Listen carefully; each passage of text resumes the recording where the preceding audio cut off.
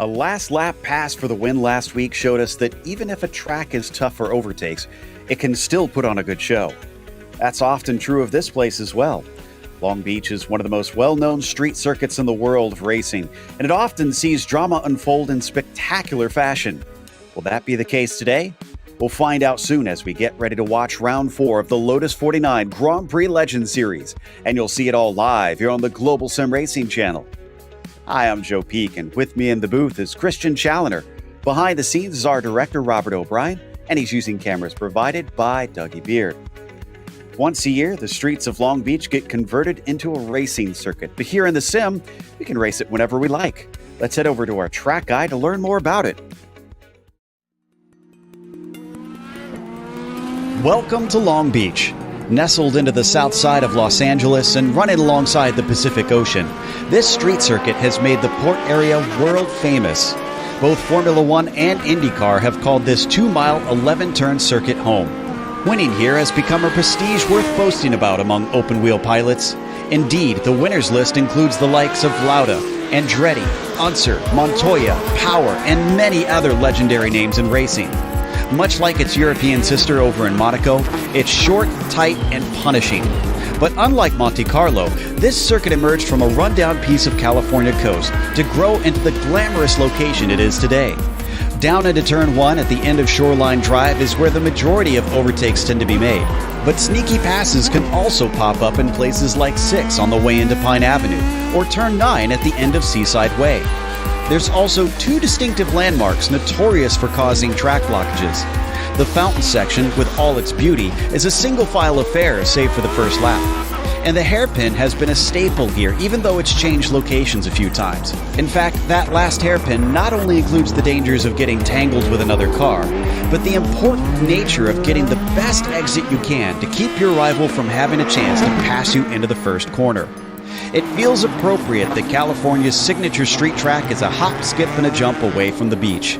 But while others might be trying to attack the surf, our drivers today will be attacking the corners instead.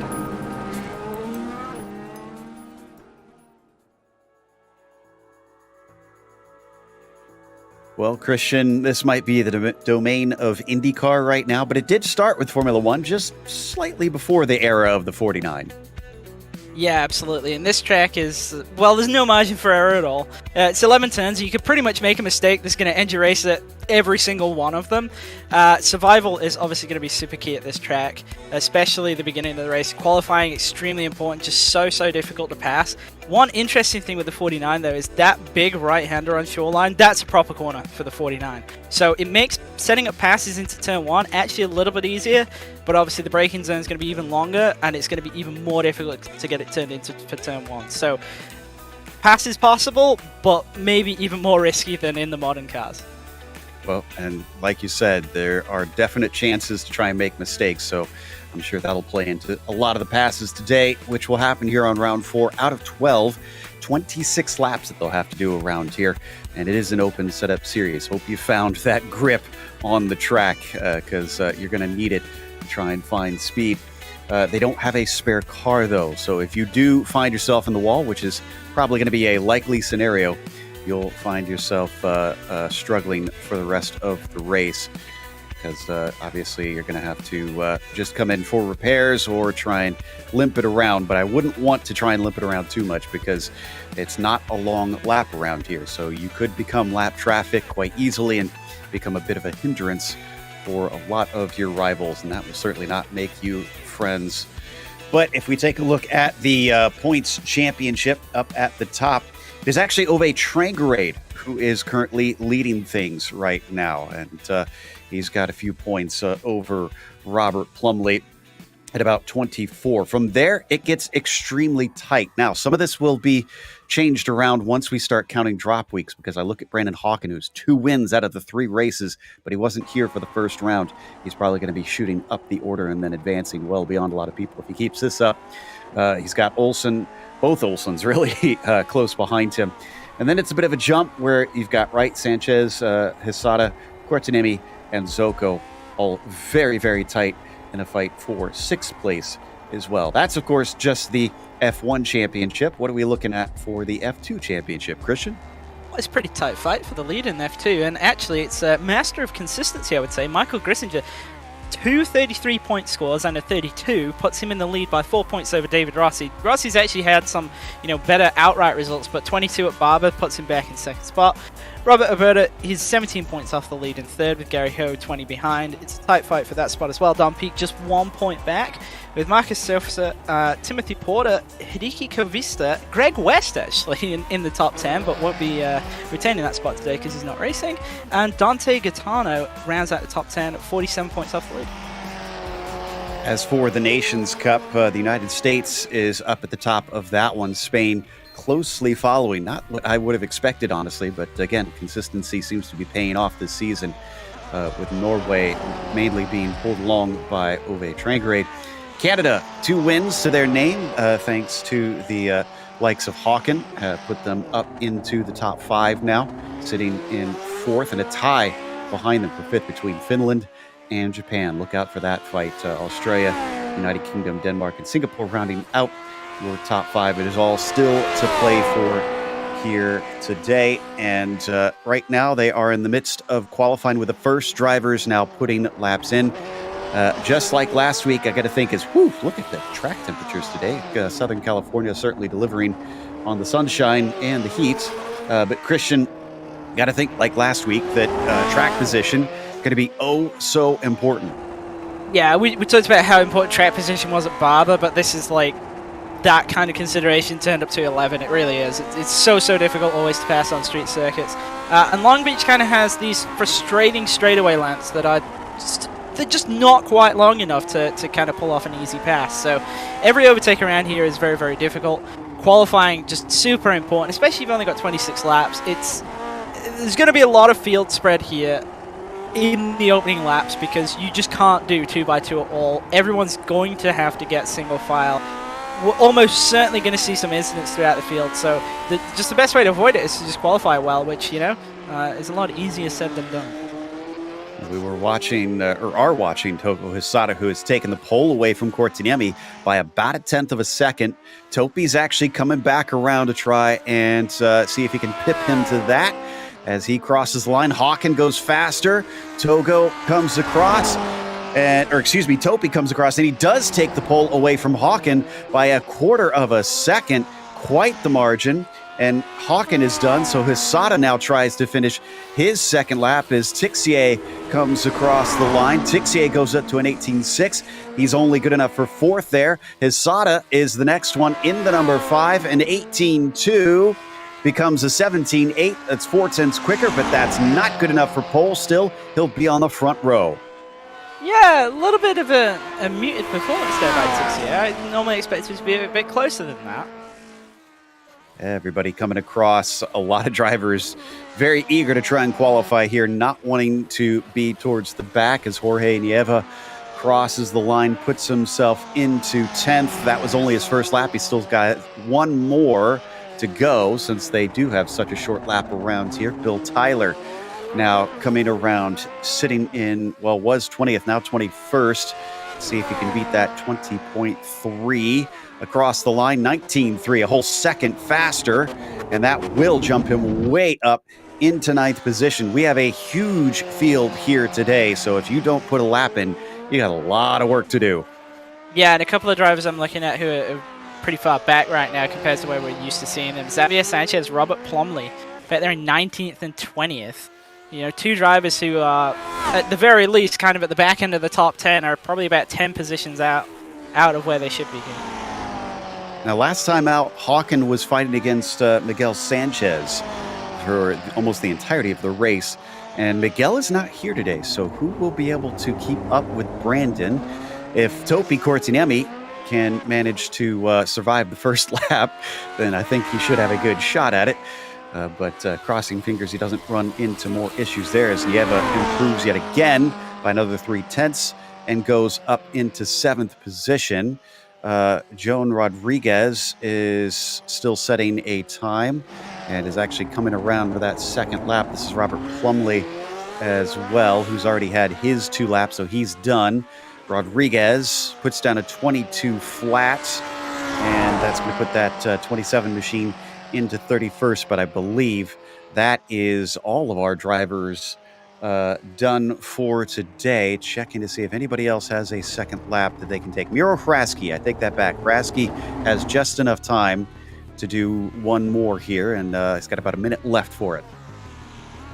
Yeah, no, I definitely think that lap traffic is going to be a factor here today. Obviously, we've got a 17.6 for Paul.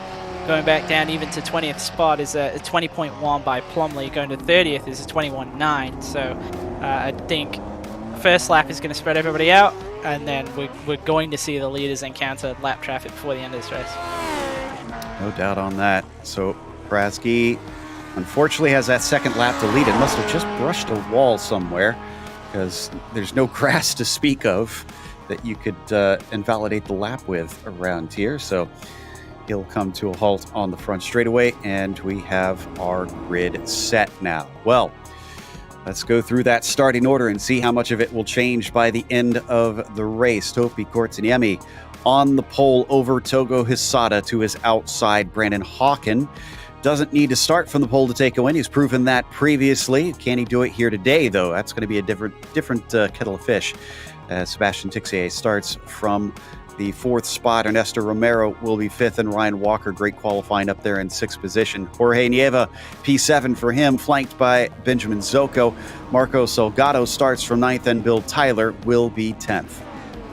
Miro Hraski didn't get to complete that second lap, but does still line up in 11th spot. He's alongside John Olsen. Loust Olsen back there, right next to him as usual in 13th. David Rossi, second in F2 points. He's lined up 14th. That's a good start by him. Gary Ho in 15th. Jan Lehman is 16th. Will Lamb, Michael Grissinger, points leader of F2, back there in 18th. He's got a little bit of work to do with Xavier Sanchez, Robert Plumley. This is the row I'm going to be watching, row 10. I expect those drivers to try and move forwards.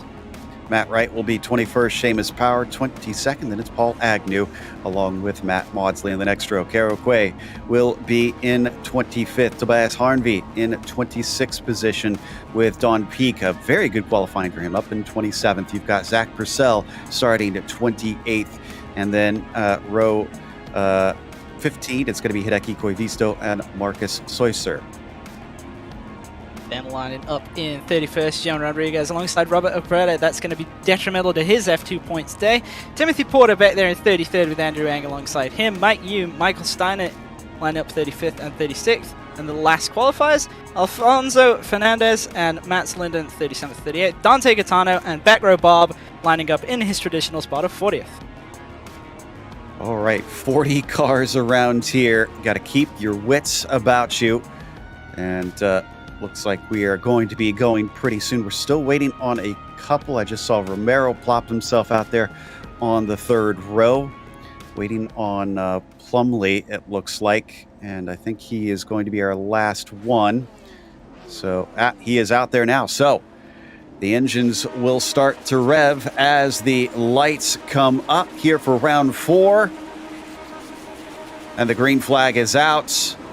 Looks like Quesada's a little bit better off the line initially, but Courtney finds the grip in the second phase as they start to accelerate down into the first corner. This is often a perilous turn, especially in this first lap, trying to get the brakes on. Who is going to make it through cleanly?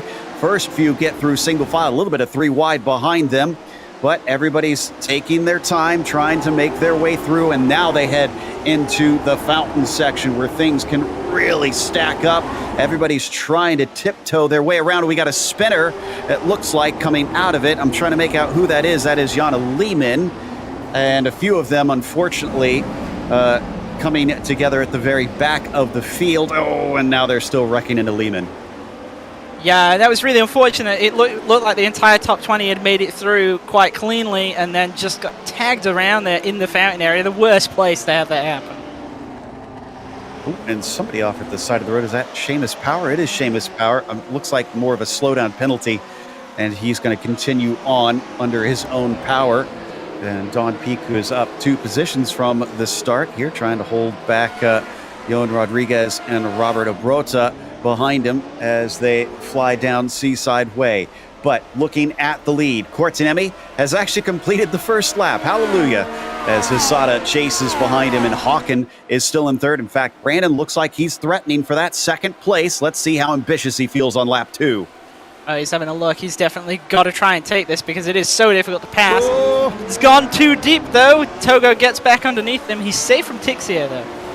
Ooh, great job blowing up that car in time. I thought he was headed for the barrier, but just managed to get it slowed up, thankfully, as the rest of them head through 4 and 5. Back onto Shoreline Drive on the reverse, up into Takate Turn, as the drivers have at least gotten through this first lap, but now they've got to try and keep the cars safe for the rest of the way. And, of course, as we keep mentioning, there's yet more traffic that will complicate things. Taking a look at Jorge Nieva here, who's in a fight with Bill Tyler. I think he just took that spot there on Pine Avenue. And behind him, it is John Olson and Miro Hraski. This is a fight for 8th position. Yeah, and John Olson got a really good start. He's actually up 2 spots from 12th. Down into the infamous hairpin now. And you can see Nieva still hot on the heels, needs as much grip as he can coming off this corner from the slow speeds of about 30 to 40 miles an hour, and then accelerating up to one of the fastest parts on the track down into turn 1. So far, not nearly close enough to try and do anything here. Although ahead of them, Ryan Walker is kind of trying to attack on Ben Zoko, though that doesn't quite work out. He backs out of it as they head into the fountain. Yeah, and that's 2 drivers that we've kind of seen pretty much tied together when they're on track. So I suspect that will be the kind of the way of the entire race here. And we know that Ben is pretty cool at, not making mistakes and everything. So I think this will be a tricky pass for Ryan if he does make an attempt. Right behind them, that is Bill Tyler, who's now caught them up. So Bill is actually up 2 from where he started this race, and clearly has more pace in it than what his qualifying implied. Back onto Seaside Way once again. Yeah, one driver who has gone the opposite way, Marco Antonio Lopez Salgado. He started 9th. He's down to 13th. He's actually looking like he's under threat maybe right now by Gary Ho. And a little bit further back, Plumley hasn't really made any progress. He's only, he's only up 3 spots at Long Beach. Is quite a lot to be up. Yeah, so we'll see if he can make any more than that. It's still a long race. I got to think attrition will certainly be handing a few of the drivers towards the back number of spots as we watch Plumley continue to chase on Will Lamb just in front of him in the blue machine. And coming down into the Toyota corner, let's see how far back he is. Too far back, it looks like, as that yellow and blue number 13 is going to stay put for now. Yeah, something's happened to Xavier Sanchez. I didn't see it, but he was actually on a charge. He was up quite a number of positions, about 4 or 5 from his 19th starting spot, but he's slipped back now to 27th. So I'm not sure what's gone on there, but an initial climb has kind of been doubled up by a fall back the opposite way. And John Olsen side by side here, coming down into 7. This is Miro Hraski around the outside and just finds enough space to make the pass stick, threading the needle almost between the car and the barrier. Yeah, absolutely, and I think Hraski had just kind of decided that he was completing that pass no matter what. He didn't look like he was concerned at all that Olsen was to his inside. Certainly not. So that will put him up 1, and we had a problem for Joan Rodriguez. In fact, they've taken a tow. Did not successfully navigate the run onto Seaside Way on the backstretch, and actually got put upside down, it looks like, with that wreck. So that unfortunately is going to take one more out as we hop on board down through the fountain section, watching Hawkins chasing Hisada. He's been stuck behind him since that initial pass, and I haven't seen any attempts since then. Yeah, I haven't either, and Topi's kind of driven away whilst these two have sort of been fighting it out a little bit. And whilst we were talking about that, Hoya Neva had the closest I think I've ever seen someone come to driving into the wall at turn 1 and without actually making contact with it. And on to Seaside Way once again. Let's see, a bit of a struggle it seems for Hawkins, having to make some corrections as he sends it around that corner, then heavy braking down into Firestone turn, popular place to try and make passes, and he's not close enough to try and get that done this time. Look at the difference in their lines as they try to steer it into the hairpin, and difference coming off the hairpin as well. But who's got the better run is the question. Well, it looked like Togo got a little better drive, but this is a proper corner here. Hawkins might be able to close up. It looks like Togo's got it nailed pretty good though, so no opportunity really this time. Well, down into the braking of the first turn once again. Just couldn't quite get there. Back through the fountain one more time as we watched from on board there for almost a full lap between the pair of them. And, oh, he's closing up quite a bit now. It seems like this first part of the course favors Hawkins. Yeah, definitely, but there's also kind of no way to pass in this first half, as we're seeing in this this train that we've got building behind Ben Zoko here. And I've been watching this, and Bill Tyler's looking like he wants to go, but he hasn't been able to pull off a successful move yet. Oh, and Maudsley just behind them, I think. Yeah, he had a big wreck into turn 1, outbraked himself, and a very scary moment for Caro Quay in the 24. Just about took him out, inches away. Watch the pink car that as he approaches him up front. This is the blue car that's going to wreck. Just barely. If we get an onboard of that, it's got a papers width separating their tires as he flies through. Yeah, just got a bit too ambitious there, and I'm surprised he wasn't kind of slower by the time he reached in. Oh, he may have actually just barely clipped him. Little contact there, yeah. I'm just surprised at this closing speed. It was much, much more than I thought. I mean, Maudsley was never making the corner. Yeah, I either locked him up somehow, or I don't know what exactly happened there, but he was on a trajectory and he was doing his best to make sure he didn't take anybody with him. Thankfully did not, but now his day is done. We've actually lost, it looks like maybe about 5 or 6 cars up to this point, so not as bad as I anticipated it being here on lap 7. And coming on to the back stretch here as we watch the pair of Hawkins and Hisada. Excuse me, now we're looking at Walker and Tyler now. And they hit the back of it. Zoko has Walker chasing, Bill Tyler in 8th. We've got Jorge Nieva back there in P9, coming up into the braking zone. Looks like Tyler can't quite get there. Now they are reaching traffic. Michael Steiner staying off to the side dutifully to let the battle through. Yeah, and I've been kind of watching Nieva, and he's just been very, very slowly catching the back of Tyler, but behind him, Hraski's kind of on a charge, really. He looks like he's got some really good pace. We got a battle for second once again. This time, is he going to make the corner? Oh, just barely. Hawkins sends it in deep, but this time he makes it stick. Hisada has no answer. So after multiple laps of trying, the number 1 car is in P2, but now he has 3 seconds to try and catch Topi. Yeah, he really, really had to park that there to actually get it stopped and avoid the wall, but a nice pass at a difficult location on the track. It's going to be difficult for him to chase this gap down, though. Topi's just looks so strong.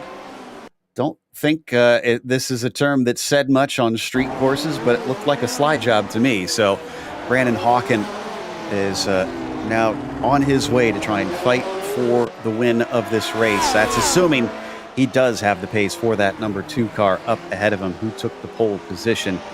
This is into Firestone turn here. And Hesada has not dropped off. Ooh, Hesada has a big slide coming into the Indy left. But we come back now to the battle once again for that 6th spot, still being led by Zoko. Ryan Walker is the one trying to fight for it. Bill Tyler rocked up to the back of them quite some time ago, but has not been able to make any overtakes, and spinning the tires up coming out of the hairpins certainly does not help him. Yeah, Tyler's looked like the one who really wants to kind of go the most out of this group, but obviously doesn't really have the drive out of the corner where he needs it most, the last one, because this is really the easiest overtaking spot on the track is down at turn 1. And I don't say easiest as as that it is actually easy, because it's not. But relative term. Well, it looks like with about 35 or so cars still running, we're going to have plenty of lap traffic, as you can see they're dealing with right now. So I got to wonder if maybe that's the best hope here, Christian. Try and find it setting yourself up and use it as a pick. Yeah. I mean, that's certainly an opportunity if you kind of get checked up in, especially the last sector. It's really, really difficult for lap cars to move over in that area. And I was thinking the same thing, actually, really, for Hawkins' chances against Topi. But Topi has a nice buffer right now, where even if he does get checked up by lap traffic, he's not going to be under threat. And we're watching Robert Reynolds deal with a lot of that traffic and doing a very good job. And I know you've heard us talk about calling him Back Row Bob. That's not an insult. He embraces that name. He likes being called that. So the number 40 car is there, I won't say for a reason, but he doesn't mind being back there, and in fact enjoys these races, and he's a very well-loved part of the community. Yeah, I mean, he chooses to start on the back row. He doesn't qualify every week, so it's not that he's qualifying back there on pace. He's literally not making qualifying attempts to intentionally start at the back, because we've got a car off at turn 1, which is just ahead of back row Bob here. That was, is that Zach Purcell? No, that was Zach. Purcell was going out of the pit, so I'm trying to make out. Oh, it was Jana Lehman yet again. And in fact, maybe that was Lehman trying to get out of the pits. So this is Purcell. Lehman is the 15 car. And yeah, you can see him already stationary. I need to back up on my screen to just try and figure out. Yeah, he was coming out of the pit lane, so he just was trying to find an opening to get out. So didn't have any sort of issues, just was trying not to interrupt other people's races. And that's why he parked it up. Look at that train of cars. And eventually a nice big gap opened up, and he's just going to accelerate out of that little pocket. Good respectability there from Lehman to eventually continue on his race. He's in 39th, but there's a lot of drivers retired in front of him, so he's probably going to gain a few positions as the race carries on. Now, up at the front, we asked the question whether or not Hawkins could catch Courtney. Oh, and Harnvey from down in the mid-pack is trying to get it going. Now, is this in the Indy left, it looks like? Yeah, it's just before the hairpin. How did he do that? I wonder if he just kind of clipped the curb wrong? Oh, it looks like it just went around on him on entry. Yeah. Maybe downshifted when he didn't need to or something. Nobody's close enough from behind to make contact initially. Man, that's a strange one. I don't think I've ever seen. Oh. And someone was clipped in amongst it. Yeah, I think. Well, that was that Quay? Caro Quay? I think. Yeah, the 24, who's now had 2 very close escapes. I think Caro is still carrying on. Yeah, he's in 22nd. He's actually up 3 positions right now. And Oh, and when did Togo Hisada get back by Brandon Hawkins? I'm checking to see if I can find when this was and if it was recent. Oh, it was a mistake going onto the backstretch, so maybe about a minute and some change ago. Hawkins just going a little bit deep, and Togo Hisada saw the opportunity, did not sit around, and just decided, let's go. Yeah, and that's doubled the gap now to Tofi up ahead. I was just about to address that and saying that even before that pass, it had gone up to 3.5 seconds between Topi and Brandon. So right now, Topi just needs to survive this race. He's got the pace, and now he's got the distraction between Togo and Brandon that he doesn't have to worry about his rivals from behind. Of course, that could change. We still have more than half the race left to go. Actually, just about half the race left to go as we tick over to lap 13 out of 26. He did it once. Can he do it again now, Brandon? He looks close enough to at least have a look. Togo's gone defensive this time. Brandon's having a look on the outside, but he's not there. Nothing going here, surely. Ooh, meanwhile, Bill Tyler is finally close to Zoko. He's gotten past Ryan Walker since we last looked, and he's going to try and have a move at it. He gets to the inside, but hanging around the outside, Ben Zoko carries this on, and that probably was wise of Bill Tyler to back out of that. Yeah, I'm actually a bit surprised that Ben just kind of held on the outside there. That was a really brave move by him, because going too wide into the fountain, that's just super risky. Caro lets this group through as they lap. We are down to 25 drivers still on the lead lap already. Plenty of them are getting overtaken here halfway through. I wonder if we'll even get down to fewer than the top 10 being on the lead lap. Look at the slide there from Bill Tyler as he hangs this car out trying to chase down Ben. Yeah, and Bill has definitely looked the kind of the more aggressive of this group, so I got to assume that he's going to have another go this time into turn 1 as well. And unfortunately, the sun has not seemed to giving relief to this group either here, Christian. It's up to 118 Fahrenheit now out on the track, so it's only getting hotter. It's just past noon virtual standard time here in California, so I get the sense these drivers are probably going to continue to slip and slide quite a bit today. Well, we wouldn't want to make it too easy now, would we? It's only a street circuit after all. In one of the toughest cars on iRacing to boot.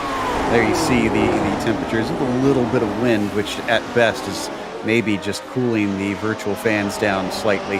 Meanwhile, coming out of the fountain section, Zoko playing great defense here today, is not giving up to Ryan Walker. He's not giving up to Bill Tyler.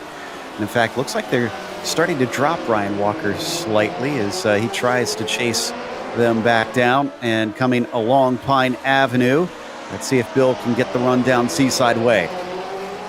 Yeah, it looks like he might just be a little bit too far back for that, though. He's about 2 car lengths behind.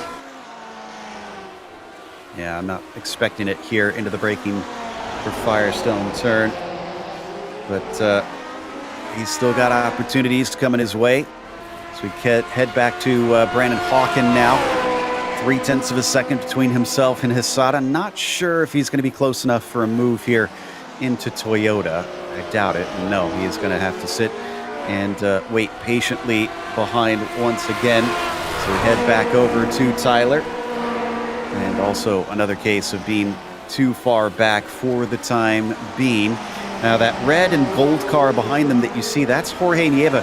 That's not a huge distance back there. They could have a fourth driver join in the fun. Yeah, I mean, pretty much everyone back to Salgado in 13th is still sort of in this fight. The separation is fairly large. It's about a second between each car, but, you know, a slight mistake is going to bunch everybody back up. And Tyler looks like he's definitely got an opportunity here, but actually really slow. Walker almost ran into the back of him. Walker looking a lot stronger down through Takate turn, that's for sure, but he can't do much with it. At least hasn't been able to up to this point. You can sometimes sneak passes out of Pine Avenue onto the backstretch there. And speaking of sneaking passes, Bill Tyler's going to try it, and he's given space. Zoko will leave him room down at a Firestone turn. Around the outside of the Indy left, will give the inside into the hairpin. Maybe, no, not quite. Oh, deep for Ben. Zoko is now behind him, but look at the launch off the corner. He streaks back by once again. Yeah, but Bill's going to have an opportunity into one here. This is the closest he's been. He's surely going to go to the inside. Ooh, looks like he could not take that first sweeper nearly as good along shoreline drive, but he's going to try the outside instead. It said it worked better. Oh, he's got too deep. He's going around. Oh, no, into the wall.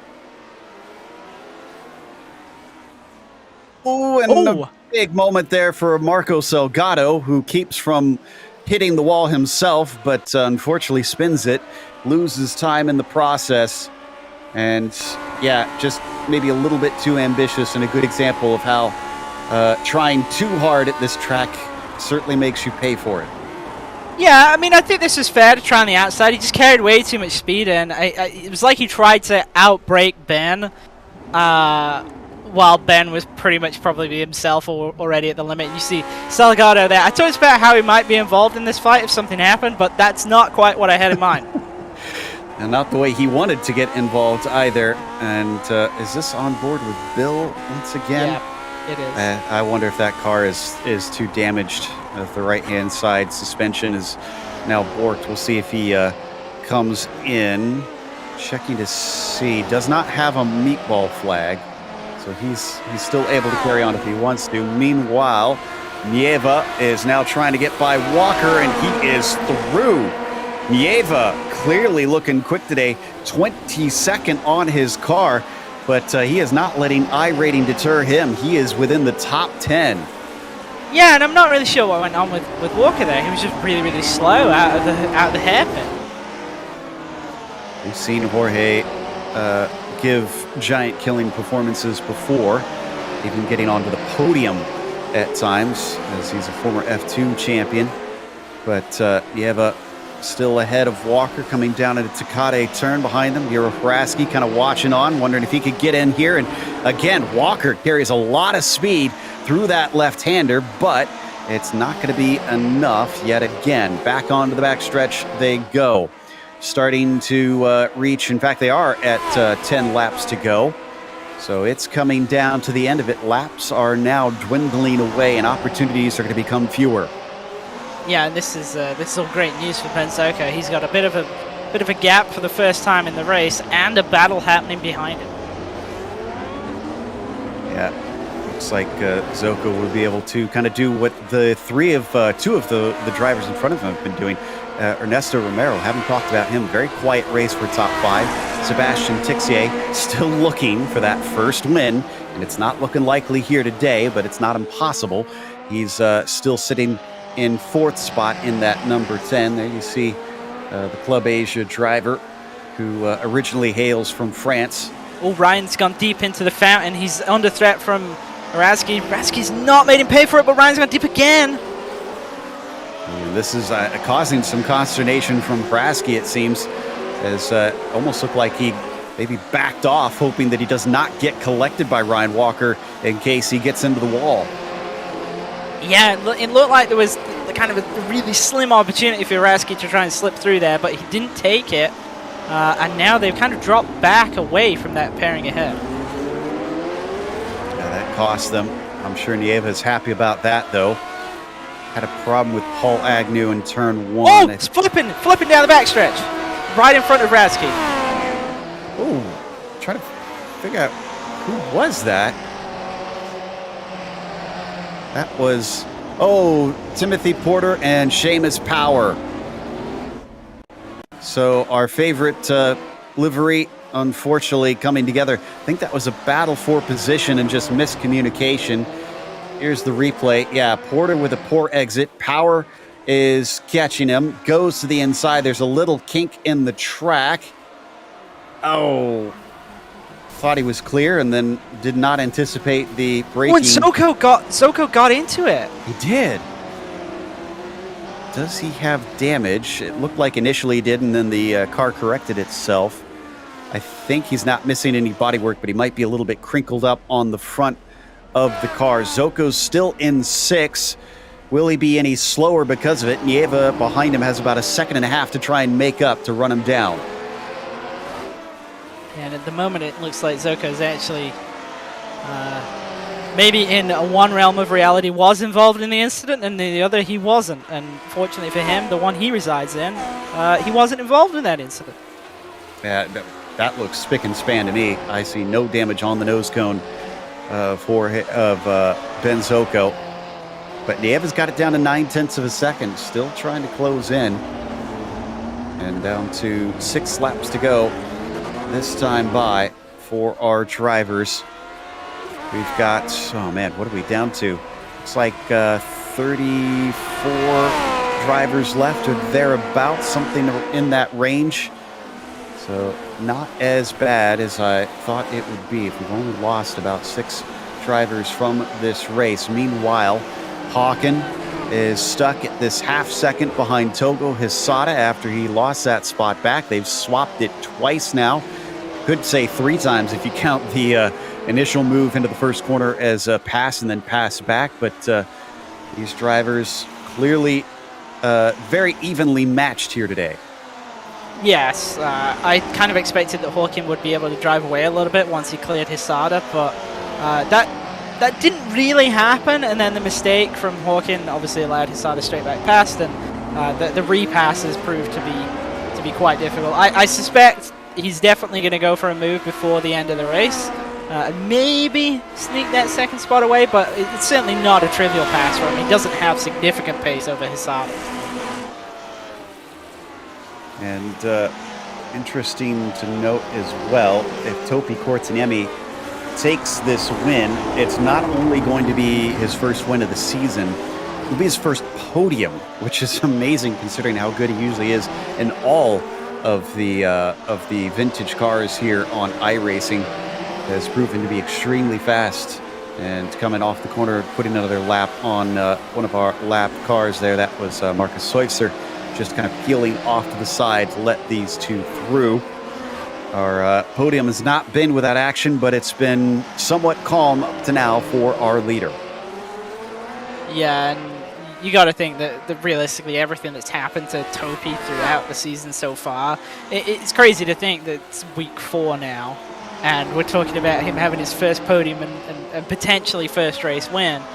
But it's not like the pace hasn't been there. The pace has been there from the very start. He's just been desperately unlucky. Absolutely. Things just not going his way. Last time out, if you missed it, they went 4 wide at the first corner, and he got punted off the track before he even got to finish turn 1 of the race after starting it on pole. Look at him just dive across the track as they try to line it up in time for the brakes here into turn 1. It takes so long to get these things slowed down without any aerodynamic devices, and still more cars trying to stay out of the way. That was Michael Steiner who pulled off to the side for them there that time. Lap 22 out of 26. This is one of our closest battles out on the track, which is why we're staying with it so much. I don't think Hawkins is done with Hisada quite yet, but it seems like Togo's really got himself under better control now. It seems like Hawkins can't get it closer than about 3/10. Yeah, as long as Togo can keep getting a good run out of the hairpin, it's just going to be really difficult for Hawkins to even be close enough to attempt that pass into turn 1. And obviously the greater the gap that he has, the more aggressive he needs to be, and the higher risk it is. I mean, we've seen already that it's difficult just to get the car slowed up, and numerous people who've tried to make passes into turn 1 have seen it go against them. This is not going to be what Hisada wanted, though. Here, this is going to be the opportunity for Hawkins. More lap traffic, this time Paul Agnew, and unfortunately it does create a pick situation, trying to open up the corner as much as he can. Hawkins, as they stream through, is within the slipstream, but he's going to have to look at the outside as they break into turn 1. Hisada covers him off, leaves him space around the outside, and will he complete this pass down into the fountain section? Yes, he does. Brandon Hawkins with a brilliant move. Yeah, really nice pass, but Hisada's not done. He was looking back to the inside there, but nothing going. Yeah, unfortunate for Hisada that he was kind of, trapped behind the lap car there, and that gave the opportunity, but I don't think he's done here. He keeps looking. I think if he's as close as Hawkins was to him last time by, he's going to give this a go. Yeah, I got to think that he's going to want that back, and he knows he can get it back because he's done it a couple times already in this race. Fantastic battle. Somebody backwards facing the wrong way on Seaside Way. This will also be Hysada's first podium this season. He was just outside of it, and that is Mats Linden, the Scandinavian. I'm guessing waiting for himself to have a clear chance to do a quick whip turn and get it around so he can try and finish this race. Hysada, 4th place last time out in Alabama, as they've crossed the country here to California.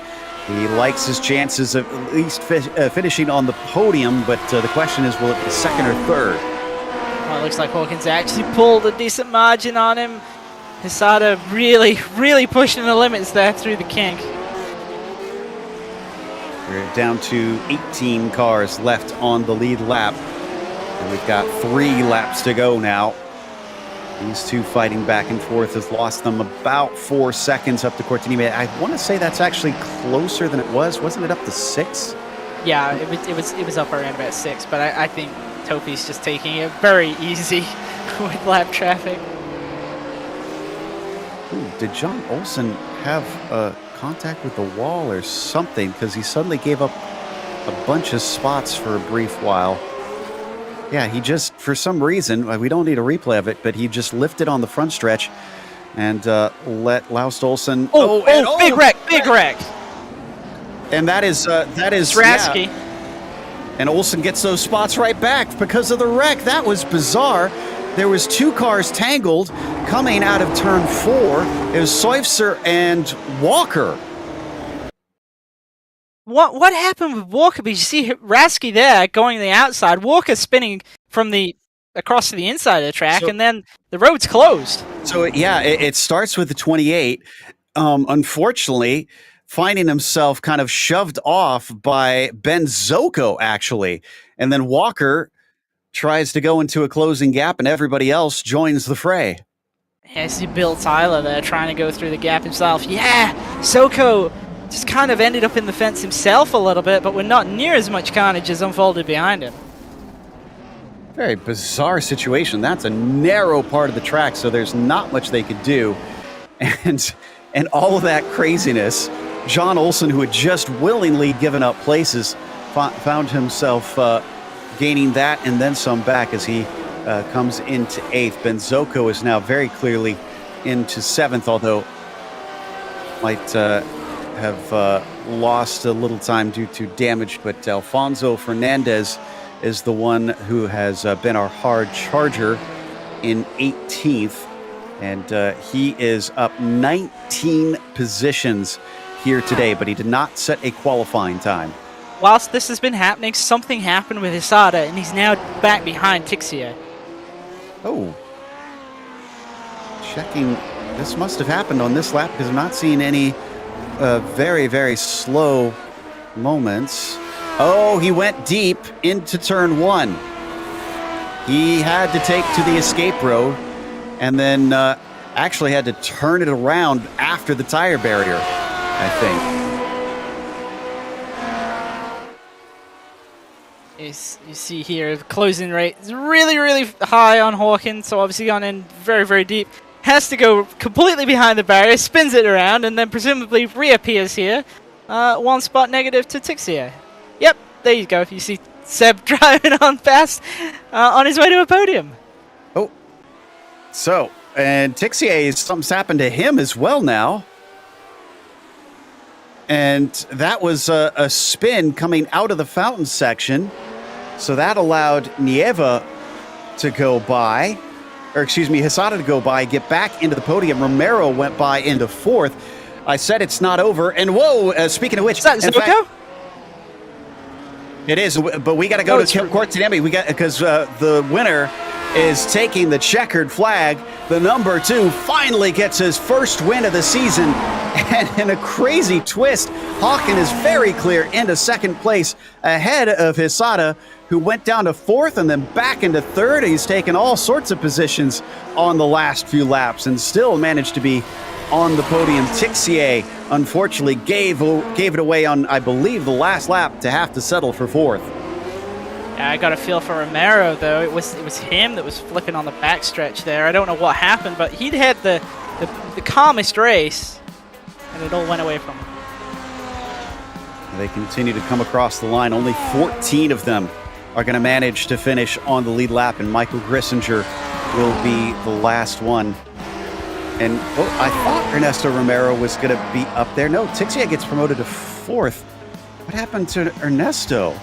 Romero was the car that was flipping around on the backstretch. Oh, sorry, I was trying to keep track of 100 things, and I had missed what you had just said there. Apologies. So, wow, a lot of people promoted then. David Rossi and that F2 championship up to 8th. Robert Plumley, 11 positions gained into 9th. We're going to take a quick break and try to untangle all of this. We'll come back with the official results as well as driver interviews, so stick around.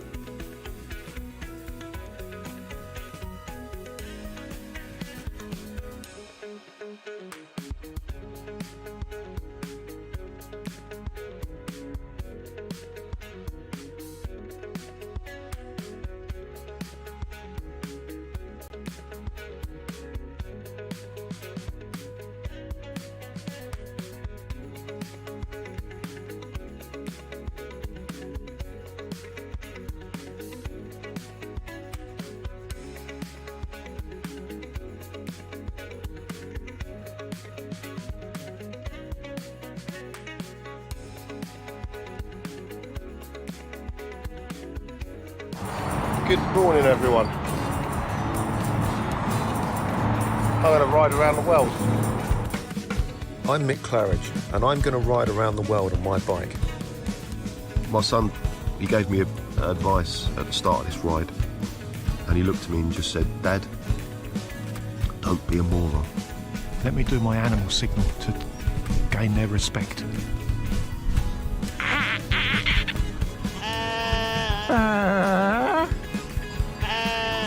How's it going, Sally? Yeah, I'm alright, Mick. How's it going? Worse than that bit in Lord of the Rings where they go into the top and the spider's in the tunnel. I'm just hoping there's a spider at the top of this one to kill me. Freezing. And I failed. I moroned up the ride.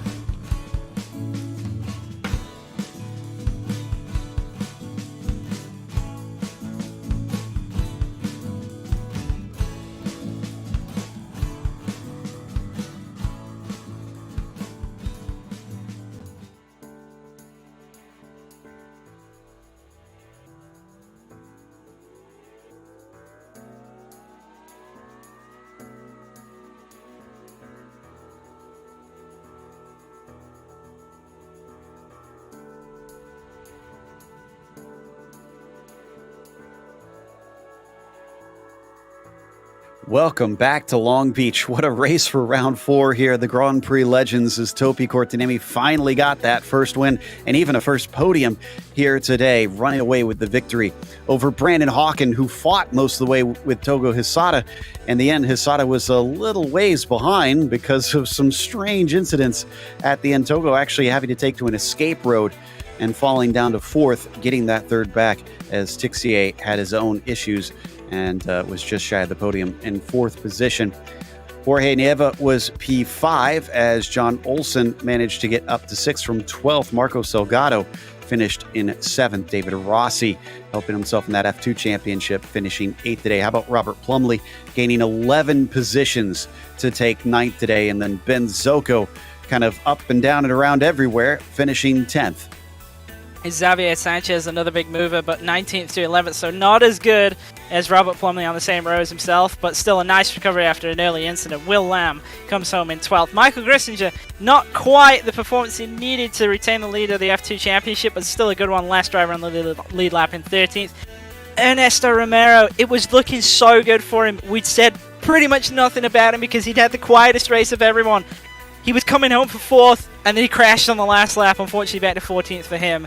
Don Peak up into 15th from the starting spot of 27th, so nice run by him. Paul Agnew up in 16th. Alfonso Fernandez, biggest mover of the day, up 20 spots to finish 17th. Hideki Kavista 18th, with Tobias Harvey and Robert Oberta rounding out top 20. 21st went to Gary Ho with Lyle Stolson. First one 2 laps down. 22nd, Ryan Walker. Sad to see him as far down as he was farther up the order for the vast majority of the race. He's only 23rd in the end. Matt Wright, P24 for him. Then you get to cars 3 laps down. The Miro Hraski there in 25th. Bill Tyler in 26th. And back row Bob was certainly not on the back row at the finish. 27th for him. 13 positions gained. Joan Rodriguez was 28th. And you start to get into cars that were either DNFs or many laps down. Carol Kay in 29th, 9 laps down. Jana Lehman didn't get to see the checkered flag in 30th, and from there, pretty much drivers that DNF'd all the way into 40th position. But Topi Kortiniemi finally getting that win here, ready to chat with us here today. Topi, if ever there was a track that I'm sure you're glad that you were able to run away and not have to focus on anything but your own race, this would be it. Kind of, but I know it's a fun track, just driving alone. It's got a great rhythm, and I actually checked in the telemetry that I'm only full throttle for less than one third of the lap, so you're all the time like braking, turning, or feathering the throttle, so it's a fun track, but I don't know. I think a lot of guys had some bad luck with the back markers. I know they all mean good, but it's not fun for the either parties when something happens, and any back markers I met, they wanted to let me pass, but they might have done it a little dangerously, maybe not because just because it's just a gap of skill or something. Anyway, I think we should split. I'm not surprised hearing you try and champion that. I know it has been discussed in the past. We'll see if you can convince people. But we were going over the stats for this season, and it was a bit shocking. Not only is this your first win, your first podium. Do you feel like luck is finally turning around a bit?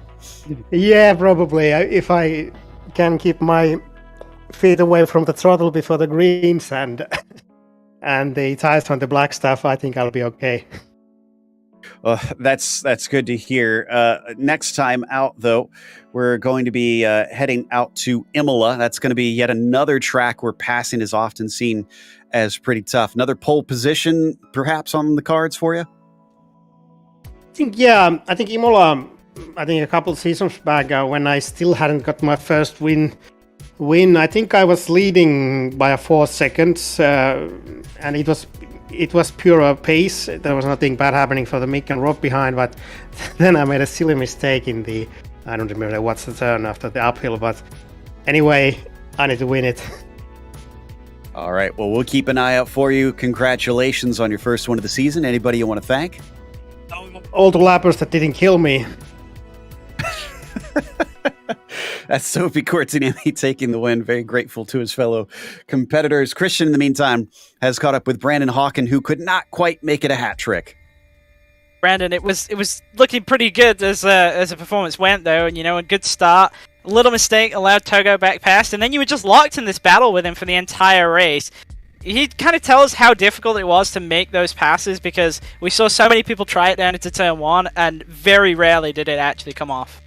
Yeah, it was so difficult. The start there, you got a pretty good start, and I knew, Topi was super quick, so I knew I had to, like, if I was, I wanted to stay as close to him as possible, and just going into turn one, I got a really nice run on Togo there, and we got on the brakes really deep, and I just must have been just a smidge too late, and so I ended up like dive bombing him by accident, and then I cost us a bunch of time there, and then after that we were passing lap traffic, and I was looking to the side. I wasn't quite sure what he was gonna do, and then I took my focus off the road for just a split second, and, rear end locked up a bit, and had to let Togo back by, and then and then it was just we were just stuck together for the rest of the race. So man, that was a lot of fun battling with him. I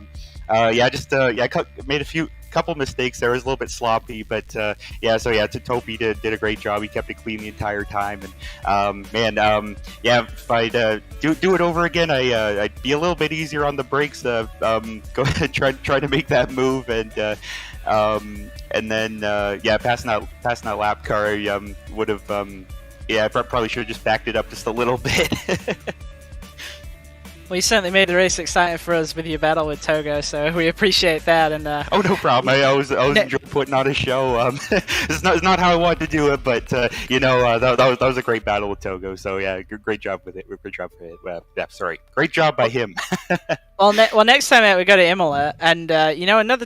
It's kind of also notoriously difficult for passing at, and it's not a street circuit, but it kind of has similar-ish characteristics. You got any thoughts on that track?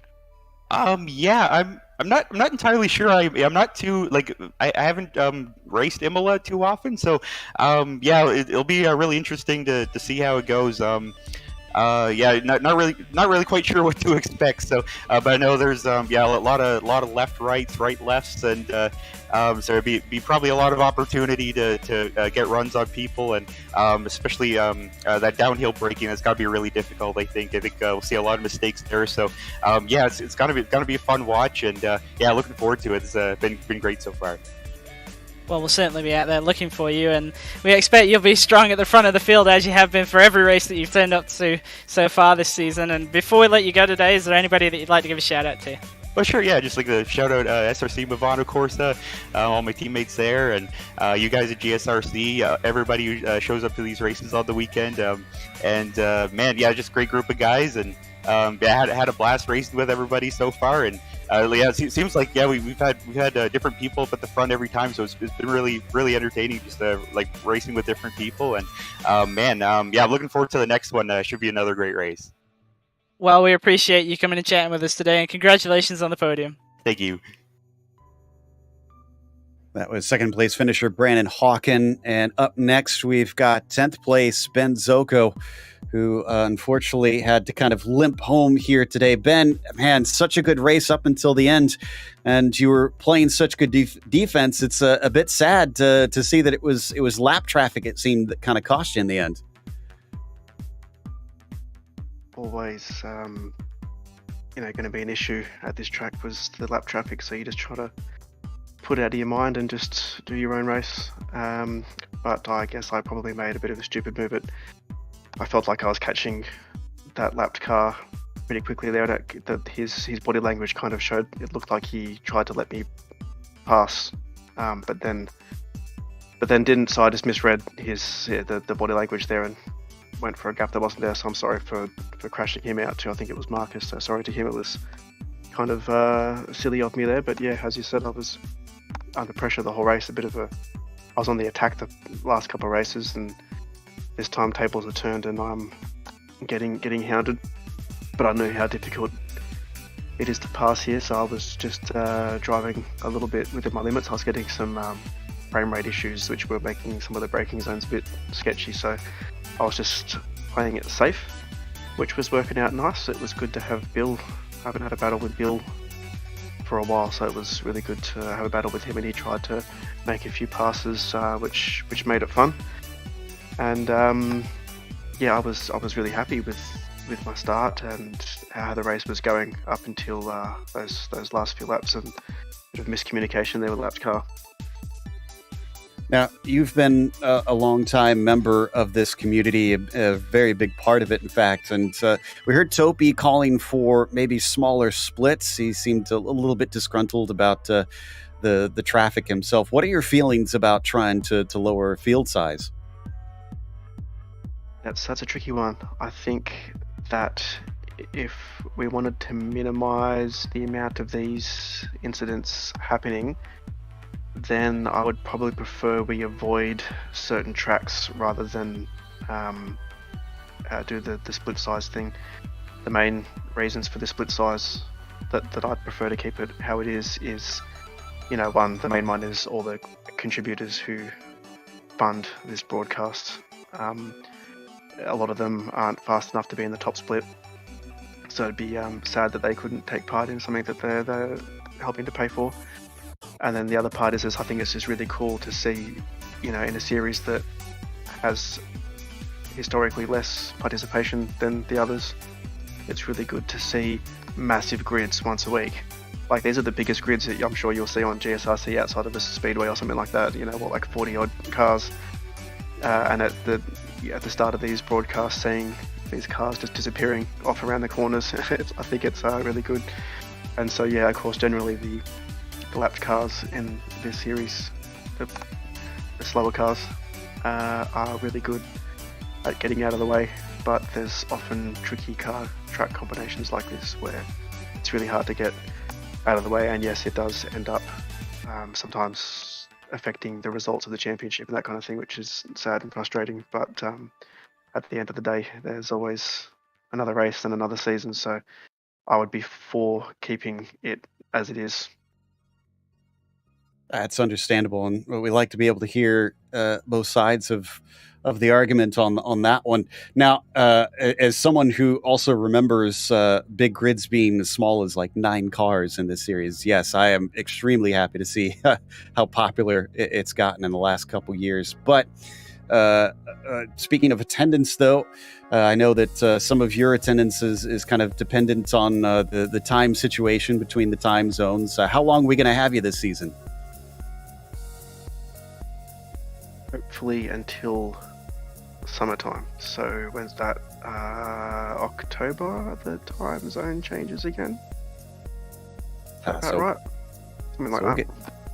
So we'll get to have you for a full 12 weeks, it sounds like, for this one. Well, we love having you back and getting to chat with you again, Ben, and hopefully we'll see you in Imola. Yep. Real life sometimes gets in the way. That's pretty much the only thing stopping my race attendance at the moment. But yeah, I'll be trying to get there. Imola's a fun track. Haven't raced there for a little while in this car. It's fun. It's going to be good. Good stuff. That was Ben Zoko finishing 10th today with a bit of a damaged car at the end, but still managing that top 10. One last one. Christian's caught up with Timothy Porter, another one involved in one of the major wrecks we saw today. Damn, it looked like it was going quite well right up until it wasn't. Coming on the backstretch there, just a kind of a slight overcooking of the entry, and then you were collected in a pretty big incident. Yes, yeah. Well, I was having fun. It was going pretty good. I managed to stay off the walls, but Powers, I think his name was, just misjudged. He was catching up to me, and I braked a little bit early because he was offset, and I was going to let him go into the corner, and he just misjudged, and away we both went. It was quite exciting there for a little bit. I was watching, see if anybody else got collected. Fortunately, wasn't too many people there, but we had a good time anyway. That's all right. I think these things happen. Yeah, and speaking of that, we had a lot of drivers, kind of having mistakes around such a difficult track. You got any thoughts on these kind of street circuits? Do you like them? Do you hate them?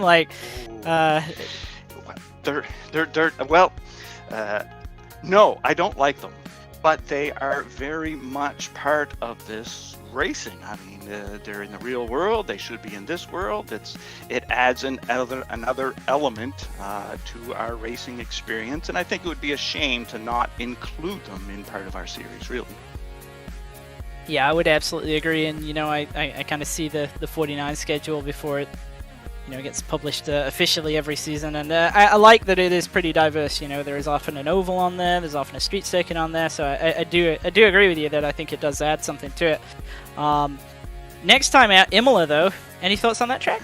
Oh, I like Imola. It's just one of those things. I don't know what it is, but it's got a nice flow to it. I enjoy it very much, but I'm going to miss out. Work, the real world is getting in the way once again, so I'm going to have to pass on it. I really wish I didn't have to, because it's one of my favorites. I like going there, and I wish the boys the best once they get around. Well, we'll be sad that we won't see this amazing paint scheme that we've just come to love on the broadcast next week at Imola. But hopefully we'll see it back at Fuji, if you're available. That's great to hear. I sure will, anytime I can. Excellent. And before we let you go, is there anybody that you want to give a shout out to? Oh yeah, I want to say thanks to the handsome fellow that did the default setups for the L49. I think you had something to do with that. I think they're fantastic. I use them almost exclusively. I find them very comfortable, and I'm glad that I don't have to freak with that kind of stuff. Oh, great stuff. I'm glad that people are out there enjoying them. Put quite a bit of time into them, so I am glad that people are using them. Oh yeah, sure am. So that will close out our interviews for today. So we, of course, want to give a big thank you to the Lotus 49 Grand Prix Legend community for bringing us back for another season of coverage here on the Global Sim Racing channel. And also thanks to the team today, Rob, Christian, and Dougie. Make sure to check out our social media, our website, and our merchandise store. And don't forget to subscribe to our YouTube channel as well, so you don't miss a moment here on GSRC. The next race, as we mentioned, is going to be at Imola, Saturday, July 16th at 9:30 a.m. Eastern. And be sure to check out our other broadcasts listed here, with up next being the Camel Series at Brands Hatch at 1 p.m. Eastern. Until next time, though, race clean, race hard, and we'll see you on the track.